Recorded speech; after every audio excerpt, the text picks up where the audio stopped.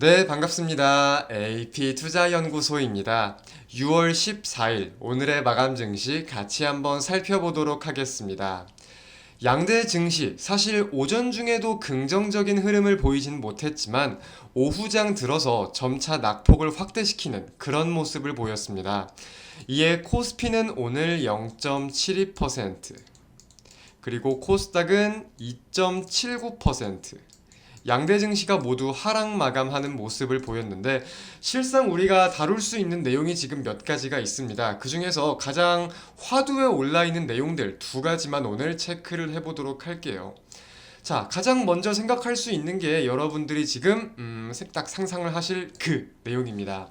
다섯 가지의 종목, 동일산업, 동일금속, 만호제강, 대한방직, 방림, 총 다섯 가지의 종목이 비슷한 시간대부터 낙폭을 확대시키더니 모두 하한가로 마무리가 되었다. 그래서 지금 많은 분들이 의혹을 가지고 어떠한 우려감을 갖고 계신 상황이죠. 제2의 SG 사태가 발발되었다. 아무래도 우리가 일봉상 흐름을 본다고 하더라도 자, 동일산업, 방림 뭐 이런 식으로 대한방직, 만호제강, 기존적으로 우리가 삼천리나 서울가스 등 SG 사태라고 부를 수 있던 그 당시의 종목군들의 차트 흐름과 굉장히 유사한 모습을 띠는 게 많다 보니까 이런 우려감들을 갖고 계셨던 것 같아요. 이에 대해서 SG증권과의 차이점을 제가 좀 설명을 드리자면, 자, 사실상 SG증권 사태 때는 왜 SG증권이라고 붙었냐? 매도증권사가 SG증권으로 동일했었죠. 매도 상위 창구에 항상 SG증권이 들어가 있었기 때문에 거기에 대한 CFD 반대 매매에 대한 내용이 나왔었던 거고, 신용의 비중이 꽤나 높았었던 것이 특징적이었다라고 두 가지를 살펴볼 수 있었는데, 사실 오늘자 다섯 개의 하한가에는 이러한 공통점들이 확인되지는 않았어요. 이러한 공통점들이 확인되진 않았고, 지금 이제 기사들을 좀 살펴보면 이러한 내용들이 나오고 있습니다. 금감원에서 긴급 점검에 착수했다. 그래서 우리가 지금 오피셜적으로 확인되고 있는 내용들이 있는 것은 아니기 때문에 이런 상황이다 라고 확신을 가질 수는 없지만, 대부분 기사에서 언급되고 있는 공통적인 내용들도 한번 좀 정리해서 말씀을 드리자면, 어떤 한 주식 관련 온라인 커뮤니티 혹은 카페에서 계속해서 언급이 되던 종목들이었다. 계속해서 언급이 되던 종목들이었는데, 그러니까 종목 분석이라고 살펴볼 수 있겠죠. 공시가 나오면 그 공시에 대해서 해석을 하고 실적에 대해서 해석을 하고 유출을 하는 이러한 내용들이 있는 종목들, 계속해서 같은 관점을 가진 이런 종목들이 있었는데, 이런 종목들을 꾸준히 추적을 해갔다는 거예요. 근데 오늘 당분간 이 종목들에 관련된 게시글을 올릴 수 없을 것 같다, 건강상의 이유로 라는 게시글을 올린 이후에 이런 무더기 하한가 사태가 나왔다 보니까 거기에 대한 의혹이 좀 확대가 되고 있는 상황이다 라고 생각을 좀 해볼 수 있을 것 같습니다. 이제 그래서 기사에도 물론 나와 있기도 한데, 제가 그 커뮤니티를 들어가서 다양한 내용들을 확인을 해보니까 직접적으로 이제 주가 의혹에 대해서 작년 말에 금감원 조사를 받은 이력이 있던, 네, 그 관리자가 그런 적이 있었더라고요.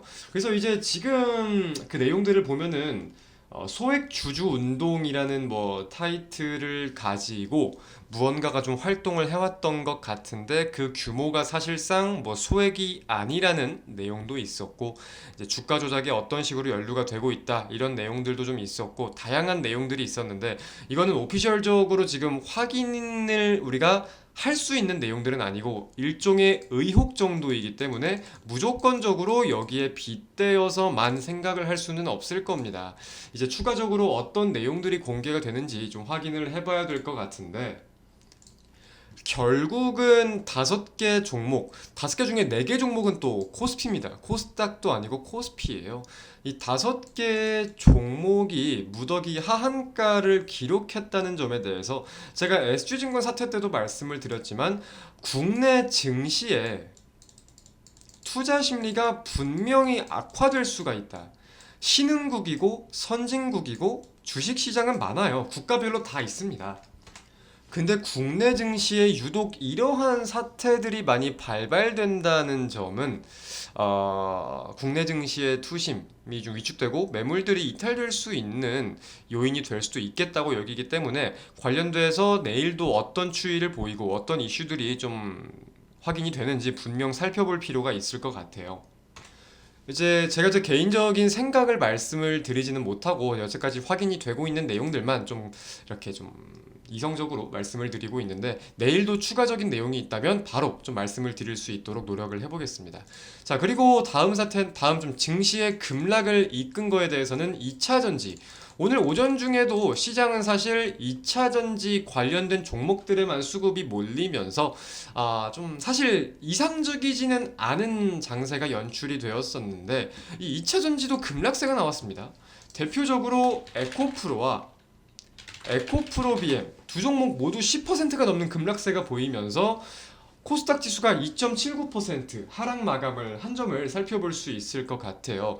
여기에 대해서는 자, 미국에서 이제 IRA 법안도 시행을 하고 뭐 반도체 과학법도 시행을 하려 하고 이제 중국을 좀 배제시키려는 움직임들이 계속해서 확인이 되고 있었는데 미국 주민 입장들에서도 거기에 대해서 충분히 좀 동의를 하고 있던 상황이었고 근데 이제 오늘 해외 외신 보도를 보니까 이런 기사가 나왔습니다. 이제 간단하게만 우리가 좀 살펴본다고 하면은 임의로 좀 번역을 할게요.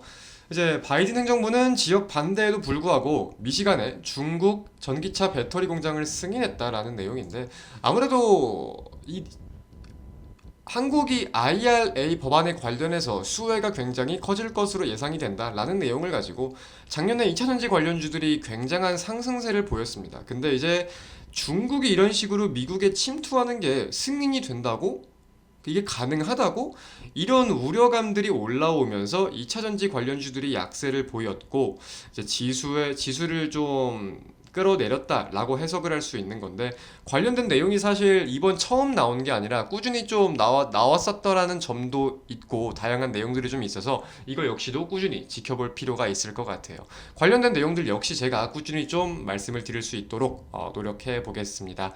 그리고 내일 새벽에는 FOMC 결과가 발표가 됩니다. 관련된 내용을 가지고 주식시장이 변동성을 가질 수 있는 점을 인지한 채로 오늘 마감 증시는 마치도록 하겠습니다. 감사합니다.